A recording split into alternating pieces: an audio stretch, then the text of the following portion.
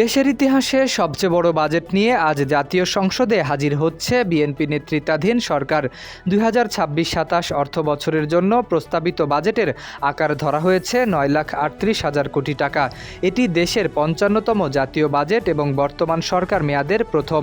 বৃহস্পতিবার বিকেলে জাতীয় সংসদে অর্থমন্ত্রী হিসেবে প্রথম বাজেট প্রস্তাব উত্থাপন করবেন অর্থমন্ত্রী আমির খসরু মাহমুদ চৌধুরী।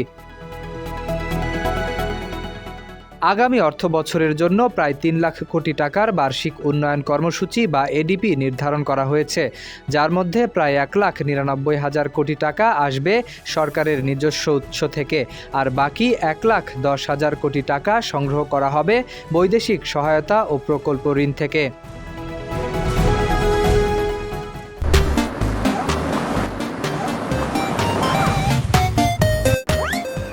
বিদ্যুৎ, গ্যাস, সার ও খাদ্য খাতে ভর্তুকি এবং প্রণোদনা বাবদ আগামী অর্থবছরে ১,১৭,০০০ থেকে ১,২০,০০০ কোটি টাকা ব্যয়ের পরিকল্পনা রয়েছে। একই সঙ্গে সামাজিক নিরাপত্তা ও উন্নয়ন কার্যক্রমেও বড় অঙ্কের বরাদ্দ রাখা হয়েছে।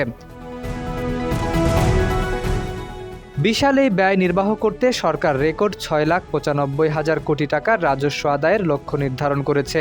এর মধ্যে জাতীয় রাজস্ব বোর্ড এনবিআরকে একাই ৬,০৪,০০০ কোটি টাকা আদায় করতে হবে। তবে আয়ের তুলনায় ব্যয় বেশি হওয়ায় বাজেটে প্রায় ২.৫ লাখ কোটি টাকার ঘাটতি তৈরি হবে। নতুন বাজেটে কর ও শুল্ক কাঠামোয় পরিবর্তনের কারণে কিছু পণ্যের দাম বাড়তে পারে। সিগারেট ও নিকোটিন জাতীয় পণ্যের পাশাপাশি আমদানি করা কাজু বাদাম, হিমায়িত মাছ, বিদেশি প্রসাধনী এবং এমএস রডের দাম বাড়ার আশঙ্কা রয়েছে।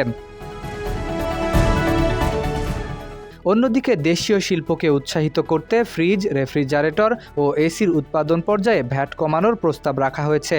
স্থানীয়ভাবে উৎপাদিত মোবাইল ফোন ও ল্যাপটপ শিল্পের কর সুবিধাও বহাল থাকবে। নিত্য প্রয়োজনীয় পণ্যের বাজারে চাপ কমাতে চাল, গম, আলু, পেঁয়াজ ও ভোজ্য তেল সহ ৬০টি কৃষিপণ্যের সরবরাহ পর্যায়ে উৎসে কর কমানোর পরিকল্পনা রয়েছে। একই সঙ্গে ব্যক্তি করদাতাদের জন্য ৫ বছরের আয়কর রোডম্যাপ ঘোষণা করা হচ্ছে। অর্থ মন্ত্রণালয়ের কর্মকর্তারা বলছেন, রেকর্ড রাজস্ব আদায়, মূল্যস্ফীতি নিয়ন্ত্রণ এবং বিশাল বাজেট ঘাটতি সামাল দেওয়াই আগামী অর্থবছরে সরকারের সবচেয়ে বড় চ্যালেঞ্জ হয়ে উঠবে। শরীফ উদ্দিন, ইত্তেফাক নিউজ।